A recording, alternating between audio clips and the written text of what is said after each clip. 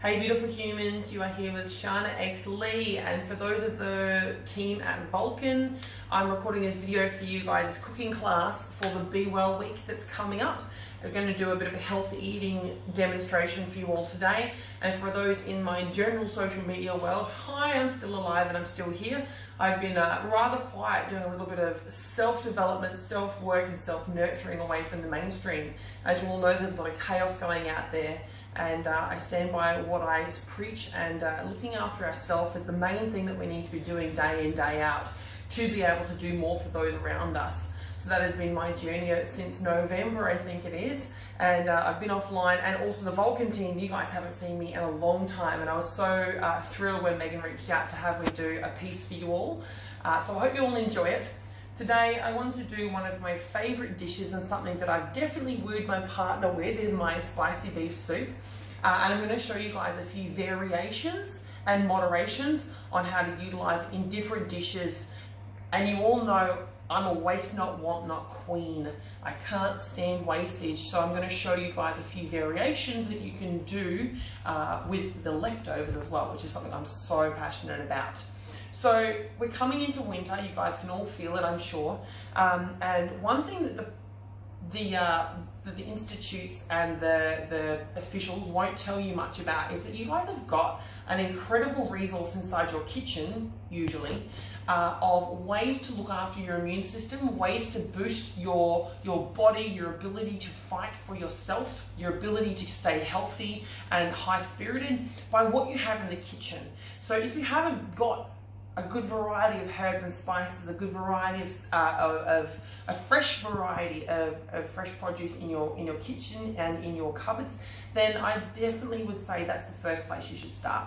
Looking after what goes into your body will enable you to give more on the outside, and more production at work, more calm, focus and passion in your day-to-day life, relationships and everything around that. So today with the soup that I'm going to create, I'm not just going to show you a soup, I'm going to show you a variation that I would actually also use as a stew. So I'll show you where I'd modify it into the stew, and where I would then transform it into the soup, and from the stew what I would modify that into. So what I have here may look like a fair bit, but I've simplified it for you all and I've chopped it up, so we're going to have a shorter lesson today. With a hot and sour soup, you want to have your herbs and spices, your meat component, or not a meat component. Guys, this time of year is when a lot of people's bodies are shutting down your metabolism, going into hibernation and slowing things down a bit. So for some of us, particularly endomorph body types, we actually need to lower our protein throughout this time and actually conserve the digestive system. As much as you might feel like reaching for a big leg of lamb, a big roast, these things are going to clog and slow the digestive process, slow the ability to uptake things into the mind and keep ourselves clear and functioning. So I get it, you're going to want it, but this sort of soup and stew and casserole I'm going to show you is hearty, full of vegetables. It's a balanced dish, but a really great way to also, I love that, soups, is keep your hydration up. I know many of you out there do not keep your hydration sufficient.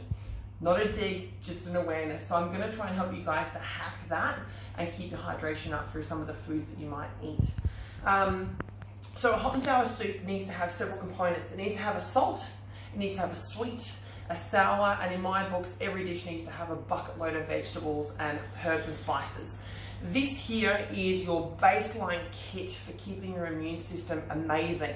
In this, I'm going to create, you could use onions, you could use leek. Today I'm using leek because this is one of the most greatest power sources for our immune system, our digestion, our brain and everything. And it's also a low irritant, so a lot of people are allergic to onion.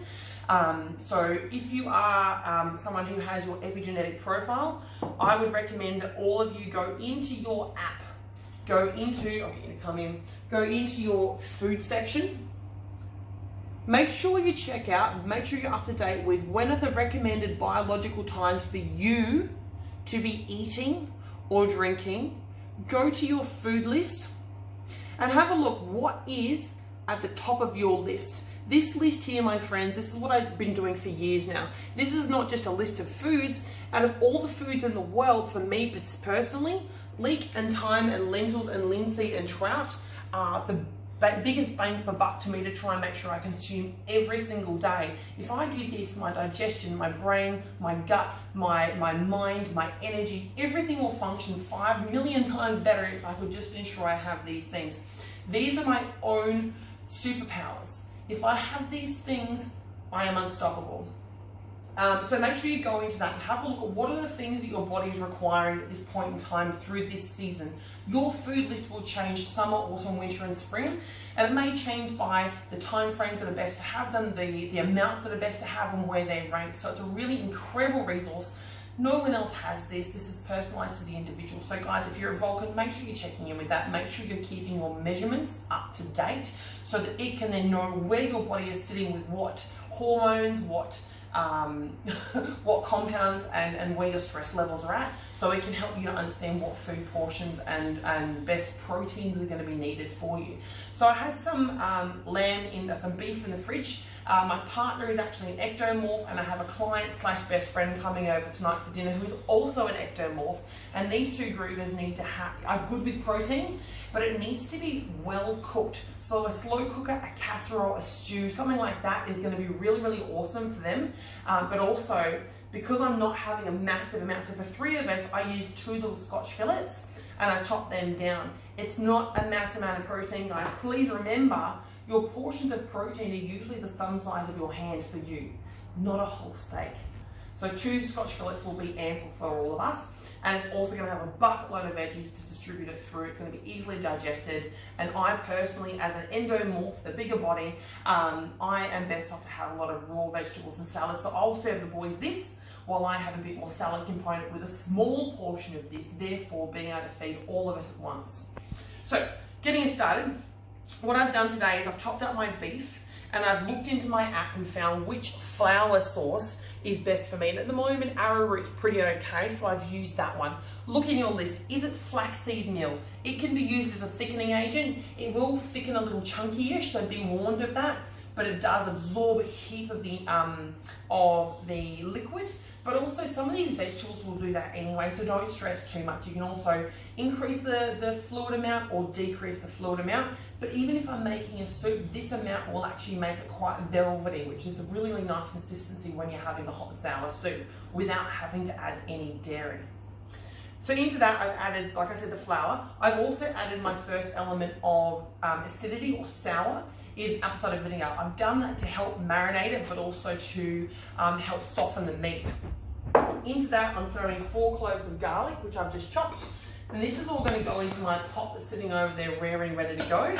I'm then going to throw in my leeks, which I've chopped up really well, and saute them off until they're really well caramelized. Then what I've done is I've chopped up and gotten ready my celery. Now celery is incredible because it helps with fluid retention.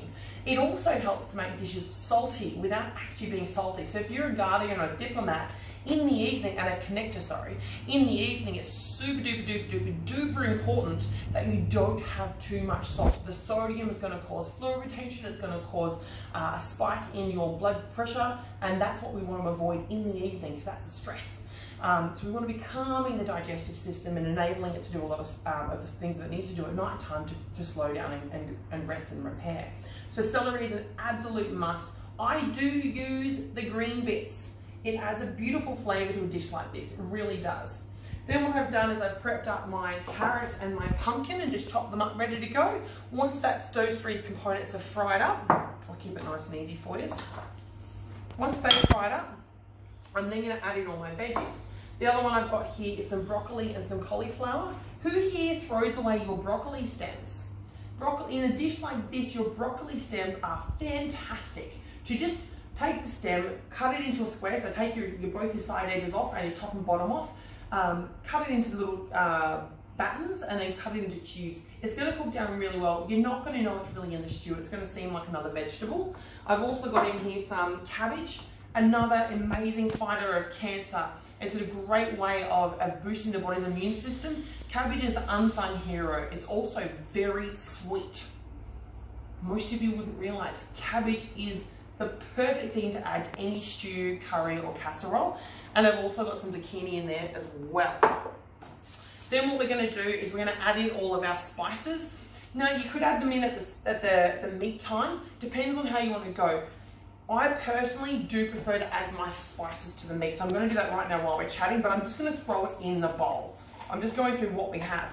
So here I'm going to add in some curry powder. Go by your flavour, guys. If you don't like the curry flavour, just add a tiny bit. If you're allergic to curry powder, don't add it, add everything else. So the next one is cumin. Cumin will be on 98% of profiles because it's an incredible antihistamine, antifungal. It's an absolute power source for fighting against the common colds, flus, and protecting your immune system. Smoked paprika. Who doesn't love a bit of smoked paprika? This stuff is absolutely one of my favourites to have. Now it might seem like a lot, guys. Go by your food list. If you're lazy and this seems overwhelming, grab everything that's on your food list, all the spices, throw them in the one container, mix them up, and I'm pretty sure they're going to taste flipping amazing. I even made muesli bars the other day. Chocolate almond, prune, cranberry, and pear, and hazelnut muesli bars, and I actually threw in it some dried thyme. You can't taste it, and it's so darn good for you. I've got some oregano. It's another one that's about 4th on my list. Thyme is 1st on my list, so I'm going to use some dry one. If you've got fresh, go for it. Popping those in there. If you don't want to have too many of these things in your cupboard, one of my secret weapons is garam masala. It has 3/4 of all of my top herbs and spices in the one. Absolutely beautiful there. Of which, if you added this, I wouldn't need to add as much cinnamon or anything like that. So it's entirely up to you if you want to add more or not.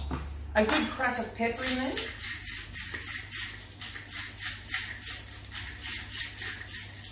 Don't give yourself any RA sign. Up to you if you want to use some seeded mustard or some mustard powder or some Dijon mustard. Whatever you've got, don't get too carried away. And then the other thing is, if you can, and if it's on your list, chili. And I've also, guys, I love these pastes. Paste is such a good hack. Everyone is time poor or lazy. And most of you will agree. You may love cooking, but most of you are time poor. So these pastes are my absolute favourite. I've always got a vegetarian tom yum, a vegetarian laksa, and the reason why I have that is because some people are allergic to shellfish, so it's just a safety precaution to have the vegetarian versions in there. Yes, a vegetarian tom yum, a laksa, and a green curry paste in there, and I can add the fish sauce and stuff like that if I know someone's not going to be allergic. And then the other component I would then add to my dishes is some fresh turmeric. If you've got it, if you don't have it, use some dried turmeric, doesn't matter. Our chiropractor was giving out bucket loads of it, so I just jumped on it while it was there. And I'm just going to throw that in with the meat. And you can just stir that through and leave it as a marinade on the meat for sure. The other one is ginger. Now some of you may go, what on earth is the difference between these two? If I take the turmeric, when I come in here for this one, if I take the turmeric and snap it versus the ginger, the turmeric usually has quite a strong yellow, from a light yellow to a strong yellow colour, depending on the age of the turmeric, whereas the ginger will always have quite a light colour. The smell of this one will be more earthy, kind of more like sand, to be honest. And the smell of ginger, well, you should all know the smell of ginger by now. It's absolutely wonderful. So throw that in there, a good grate of both of them. If you're not a big fan, don't add it in there. And then the other part that I want to talk about with you all is some of the sweet and the salt that I add into this sort of a soup. So having this already makes your life a lot easier when you go to the cooking phase. Now, something that my family has done since the beginning of time is use things like Vegemite in our cooking. My mum quite often would not have Worcestershire sauce. She would often not have soy sauce. And she'd make up the most amazing dishes using Vegemite. And I thought she was a weirdo until I became a chef and realised kind of why she did it. The other thing though is that I know personally for myself, being a diplomat at this time of the year, I know that actually a brown rice miso paste is really high on my list. So I'm actually going to use some of that today. And the other thing is, this is the kids' Vegemite. I normally would buy the gluten-free Vegemite, just for my own preference. I try to keep gluten low as much as possible, but go with your own body and what you need. So miso paste looks very much like Vegemite. It's just a paste. It smells really strong and pungent like Vegemite. They're very similar. The other thing you can use is you can use normal soy or a sweetened soy. So ketchup mayonnaise is one of my favourites, but very addictive, full of sugar. So just know, depending on how you want to do the dish. I'm not going to use that today because I'm going to show you guys my other twist in this. The other thing you can use is Worcestershire sauce, or if you've got like a tomato chutney in the fridge, use what you have. You don't have to buy a million different ingredients. I'm trying to give you guys a multitude of different ways of adding different ingredients to a dish. Food for thought. So that's the salt component. Now our sweet component, I'm just going to throw that in here with the beef. About a tablespoon. Now the sweet component, many people might look at me weirdly. I often have tomato juice in my fridge, and I will tell you all because I do love Bloody Marys. They are one of my favourites, especially with a really good kick of chilli in them.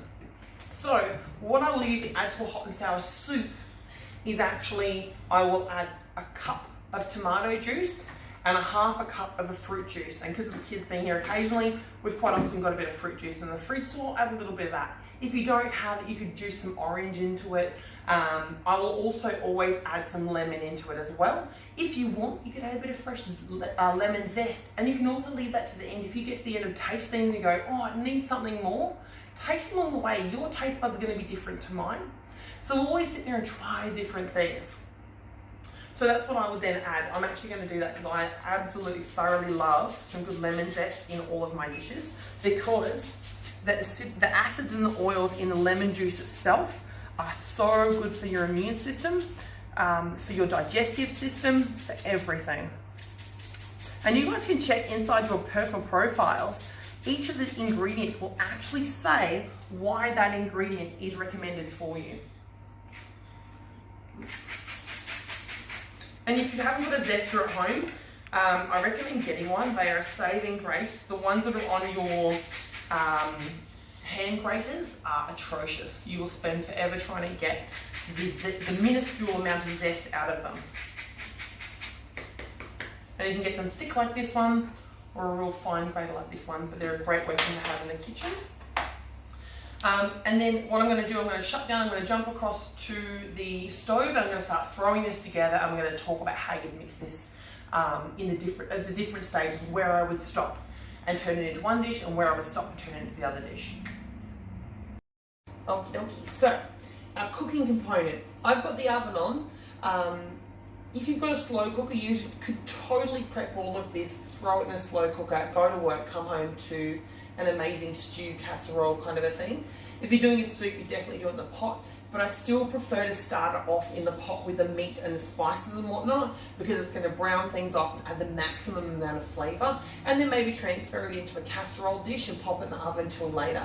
I've got a bit of time before our friend gets here, so I'm probably actually just going to pop it in the oven, because I may get distracted and you don't want to burn your soup or casserole. So that's for those people that get distracted really easily. Great hot tip. So what I've done is I've got a pan here nice and hot. I've recently purchased this really great roasted garlic smash oil. Use whatever oil is at the top of your list. I try to fluctuate through all of my top ones usually. So I'm going to pop that in there nice and hot. Throw in my meat and all of my herbs and spices, guys. So we've got the miso, we've got the lemon zest, we've got all the dry spices, some chili, the flour component, the apple cider vinegar, and all of the meat, and salt and pepper. That's going to go in.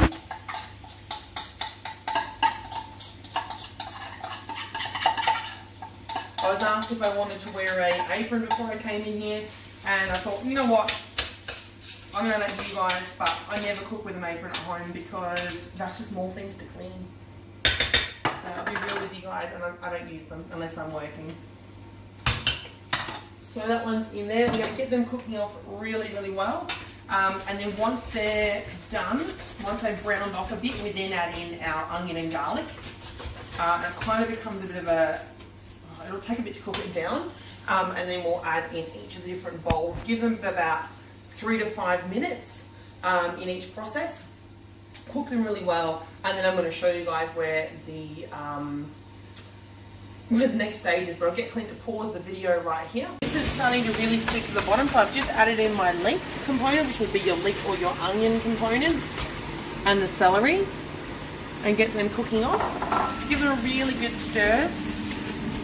If it's sticking heaps, I do have here some turkey broth that there's an organic farmer down here at the Bundle Market, the race course, that does a bunch of bone broths done organic himself. So you can use that to add in and remove the stickiness from the bottom, which is all that amazing flavour. Just a little bit, nothing too much. And then that will just help to lift all that amazing flavour off the bottom of the pan.